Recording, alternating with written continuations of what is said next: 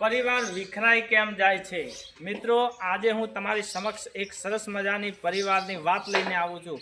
પણ મિત્રો, એ પહેલાં જો વિડીયોમાં પહેલી વાર વિડીયો જોઈ રહ્યા હોય તો ચેનલને સબસ્ક્રાઈબ કરવાનું ભૂલતા નહીં ને વિડીયોને લાઈક કરજો અને આ વિડીયો લોકો સુધી પહોંચાડી દેજો.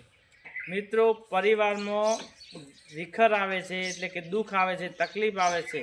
આનું કારણ શું છે? પરિવાર વિખરાઈ કેમ જાય છે? મિત્રો, પરિવારમાં જો 3 ભાગ થયા ત્યારે પરિવાર વિખરાઈ જશે. ત્યારે સમજી લેજો કે પરિવાર વિખરવાનું શરૂઆત થઈ ગઈ છે. પોતપોતાનું ધાર્યું જ્યારે કરે છે લોકો ત્યારે પરિવાર વિખરાય છે.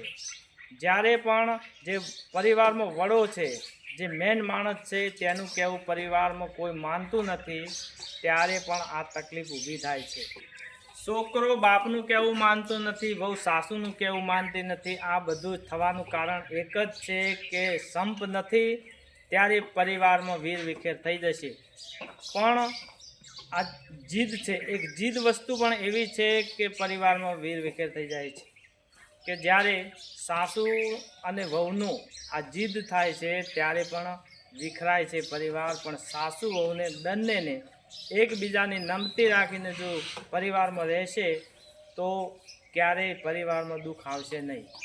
જ્યારે સાસુ અને વહુનો આ બંનેની જીદ થાય છે, એકબીજાની જીદ થાય છે અને વહુ કહે છે કે હું મોટી અને સાસુ કહે છે કે હું મોટી, આ જીદ પરિવારને વીર વિખેર કરી નાખે છે. મિત્રો, બીજી વાત એ છે કે નાની નાની વાતોમાં પણ રિસાઈ જાય છે. મને આવું કીધું, મને આમ કેમ કીધું. આ વસ્તુ પણ પરિવારમાં સંપ તોડી નાખે છે અને પરિવારનો ક્યાંયનો રહેવા દેતો નથી. મનને મારતા શીખો, મનને કાબૂ રાખતા શીખો. મન તમારું જો તમે કાબૂ કરી શકશો તો પરિવારમાં પણ સંપ રહેશે અને વડાનું કહેવું પણ તમે માની શકશો.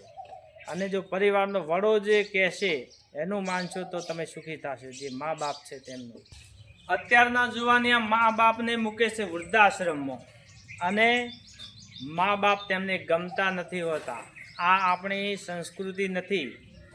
આપણી સંસ્કૃતિ તો એ છે કે માતૃદેવ ભવ, પિતૃદેવ ભવ. માતાને દેવ સમાન માનો, પિતાને પણ દેવ સમાન માનો. ઘણા એવા 5 દીકરા હોય છે, મા બાપ બિચારા સીધા સાદા હોય છે પણ એમને સુખ નથી હોતું. યાદ રાખજો કે મા બાપનું ઋણ તમે ક્યારેય ચૂકવી શકતા નથી. તમે ગમે એટલું કરી નાખો, ગમે એટલી સેવા કરી નાખો તો પણ મા બાપનું ઋણ તમે નહીં ચૂકવી શકો. કારણ કે એ તમારા માટે બહુ ખૂબ દુઃખી થયેલા છે. તમને મોટા કર્યા છે, તમને ખવડાવ્યું પીવડાવ્યું મોટા કર્યા છે, તમને એટલો વાલ કરેલો છે, છતાં પણ તમે મોટા થાવ છો અને પછી રંજાડો છો તો તમે 100% દુઃખી પણ થવાના છો. મા બાપ છે એ તમારા મોટામાં મોટા ભગવાન છે. ઘણા લોકો મા બાપને રંજાડે છે. આ ઘરેથી પેલા ઘરે મહિનો આ ઘરે રહેવાનું, બીજા મહિને આ ઘરે રહેવાનું, બીજા ભાઈના ઘરે રહેવાનું. આવું ના કરવું જોઈએ.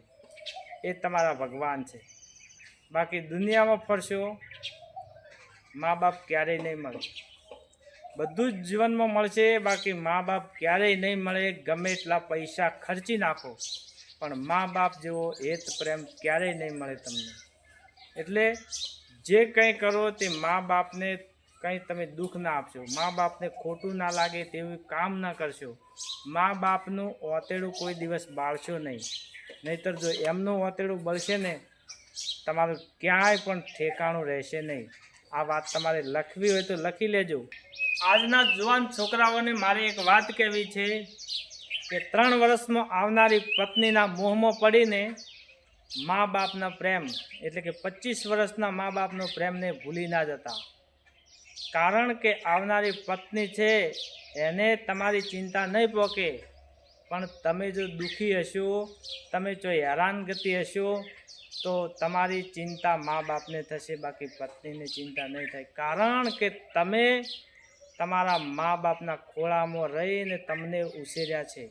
જીવનમાં ખાસ આ વાત યાદ રાખજો કે જગત તમને છોડી શકશે પણ એક મા એવું પાત્ર છે કે દીકરો ગમે એવો કપાતર પાકશે તો પણ તે મા દીકરાને છોડી નહીં શકે. કારણ કે જનેતા છે. અને જીવનમાં તમારે પણ જો સુખી થવું હોય તો મા બાપને દુઃખી ના કરતા, મા બાપને રાજી રાખજો. મા બાપનું ઓતેડો કોઈ દિવસ બાળશો નહીં, નહીંતર તમારો જે તમે જેવા દુઃખી કરો છો ને મા બાપને, એવી જ દશા તમારી પણ થશે. આ વાત કાન ખોલીને સાંભળી લેજો. યાદ રાખજો કે મા બાપ જો રાજી હશે તમારા ઉપર, તો ઉપરવાળો પણ 1000 હાથવાળો છે ને એ પણ રાજી રહેશે. કારણ કે તમારા મા બાપ રાજી છે એટલા માટે 1000 હાથવાળો પણ રાજી રહે છે. અને આજના સમયમાં સારી એવી પત્ની મળી જાય, સારી નોકરી મળી જાય અને એક દીકરો થઈ જાય એટલે મા બાપ ગામડે અને આપણે શહેરમાં, અને 2-3 વર્ષમાં તો જુદો થઈ જાય. શા માટે જુદું થવું પડે? શા માટે? એવી તો તમને શું તકલીફ આવી હતી તે જુદું થવું પડે? યાદ રાખજો કે છોકરો છે ને મા બાપથી નોખો નથી થતો, પણ પુત્ર વધુ નોખી થાય છે. અને ઘડપણ આવે એટલે વૃદ્ધાશ્રમમાં મૂકી આવે, એટલે વૃદ્ધાશ્રમમાં પણ દીકરો નથી મૂકવા જતો, પુત્ર વધુ મૂકવા જાય છે. નહીંતર જો નોખો થયો હોત તો લગ્ન પહેલાં કેમ નોખો ના થયો? તેને લગ્ન પહેલાં વૃદ્ધાશ્રમમાં કેમ ના મૂકી આવ્યો? અત્યારની તમામ બહેનો દીકરીઓને મારી નમ્ર વિનંતી છે કે તમને જો એમ થતું હોય કે મારો દીકરો વૃદ્ધાવસ્થામાં અમારી સાથે રહે, અમારી સેવા કરે, અમારી પુત્ર વધુ અમારી સેવા કરે, અમારી સાથે રહે, તો ચોક્કસપણે એક વાત નક્કી કરી લેજો કે તમારો પતિ છે ને એ કોઈકનો દીકરો છે. તેના મા બાપથી જુદો ના થવા દેજો, કારણ કે તમારો પતિ કોઈકનો દીકરો છે.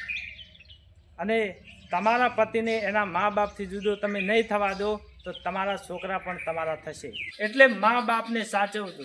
મા બાપને સાચવવા એ દીકરાનો ધર્મ છે. એટલા માટે કવિઓએ કહ્યું છે કે ગમે એટલા તમે કષ્ટ કરીને જો ઉંબરાવાળી રાજી નહીં હોય અને ડુંગરાવાળી પાસે જશો તો ક્યારેય ડુંગરાવાળી રાજી રહેશે નહીં. કારણ કે તમારી જનેતા ઉંબરાવાળી છે એ જ નારાજ છે, તો ડુંગરાવાળી ક્યાંથી રાજી હોય? મિત્રો, એક વાત ચોક્કસપણે નક્કી કરી લેજો કે જો તમે મા બાપને જેને જેને આશીર્વાદ પ્રાપ્ત કર્યા છે ને એને દુનિયામાં ક્યાંય મેળવવાની જરૂર નથી. દુનિયા સામેથી તમારી પાસે આવશે, ભગવાન પણ તમારી પાસે આવશે. એટલે મા બાપને સેવા કરજો. મા બાપનું ગમે એટલું ઋણ તમે ચૂકવવા માંડશો પણ ચૂકવી નહીં શકો.